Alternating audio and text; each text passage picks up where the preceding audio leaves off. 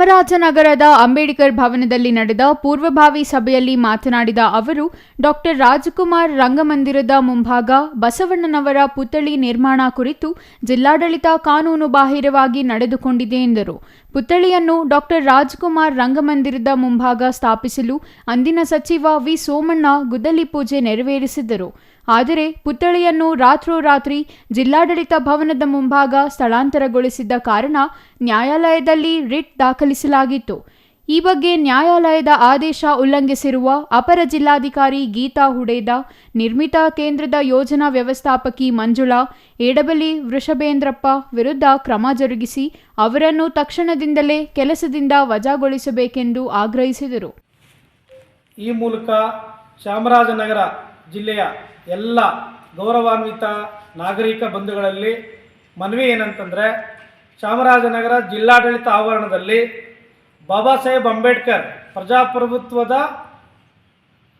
ತಂದೆ ಅವರ ಪ್ರತಿಮೆ ಎದುರುಗಡೆ ಜಗಜ್ಯೋತಿ ಶ್ರೀ ಬಸವಣ್ಣವರ ಪ್ರತಿಮೆನ ಅಕ್ರಮವಾಗಿ, ಅನಧಿಕೃತವಾಗಿ, ಕಾನೂನು ಬಾಹಿರವಾಗಿ ಪ್ರತಿಮೆನ ಜಿಲ್ಲಾಡಳಿತ ಸ್ಥಾಪನೆ ಮಾಡಿ ಉದ್ಘಾಟನೆ ಮಾಡೋಕ್ಕೆ ಎಲ್ಲ ವ್ಯವಸ್ಥೆನ ಮಾಡಿಕೊಳ್ತಾ ಇದೆ. ಈ ಅಕ್ರಮ ಬಸವಣ್ಣವರ ಪುತ್ಥಳಿ ಪ್ರಕರಣಕ್ಕೆ ಸಂಬಂಧಪಟ್ಟಂತೆ ಈಗಾಗಲೇ ಹಲವಾರು ದೂರುಗಳು ದಾಖಲಾಗಿ ಹೈಕೋರ್ಟಲ್ಲಿ ಪಿಟಿಷನ್ ಹಾಕಿ ಈಗಾಗಲೇ ಆದೇಶವೂ ಆಗಿದೆ. ಅದನ್ನು ಜಿಲ್ಲಾ ರಂಗಮಂದಿರದ ಮುಂಭಾಗ, ಅಲ್ಲಿ ಮೊದಲು ಉದ್ಘಾಟನೆ ಆಗಿತ್ತು, ಗುದ್ದಲಿ ಪೂಜೆಯಾಗಿ ಅಲ್ಲಿಗೆ ಸ್ಥಳಾಂತರ ಮಾಡಬೇಕು, ಮತ್ತು ಆ ವಿನ್ಯಾಸನ ಬದಲಾವಣೆ ಮಾಡಬೇಕು ಅಂತ ಒತ್ತಾಯ ಇದ್ದದ್ದು.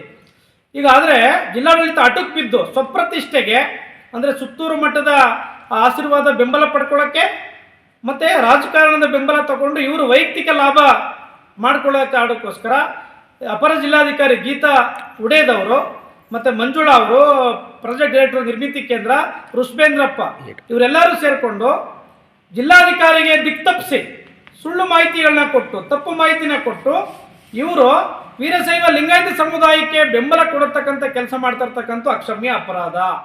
ಬಸವಣ್ಣ ಪುತ್ಥಳಿ ಸ್ಥಳಾಂತರಿಸಿ ನಿರ್ಮಾಣಕ್ಕೆ ಗುದ್ದಲಿ ಪೂಜೆ ನೆರವೇರಿಸಿದ್ದ ಸ್ಥಳದಲ್ಲೇ ನಿರ್ಮಿಸಬೇಕು ಎಂದು ಆಗ್ರಹಿಸಿ ಜಿಲ್ಲಾಧಿಕಾರಿಗಳ ಕಚೇರಿಗೆ ಮುತ್ತಿಗೆ ಹಾಕಲಾಗುತ್ತದೆ ಎಂದರು. ಈ ಸಂದರ್ಭದಲ್ಲಿ ದೂರುದಾರ ಹೊಂಗನೂರು ನಟರಾಜು, ನಾಗೇಶ್ ಭೋಗಾಪುರ, ಕದಂಬ ಸೇನೆಯ ಅಂಬರೀಶ್, ಛಲವಾದಿ ಮಹಾಸಭಾ ಮುಖಂಡ ಸೋಮಸುಂದರ್ ಇನ್ನೂ ಹಲವರು ಹಾಜರಿದ್ದರು. Irasavadi Siddappaji, CTV news, Chamarajanagar.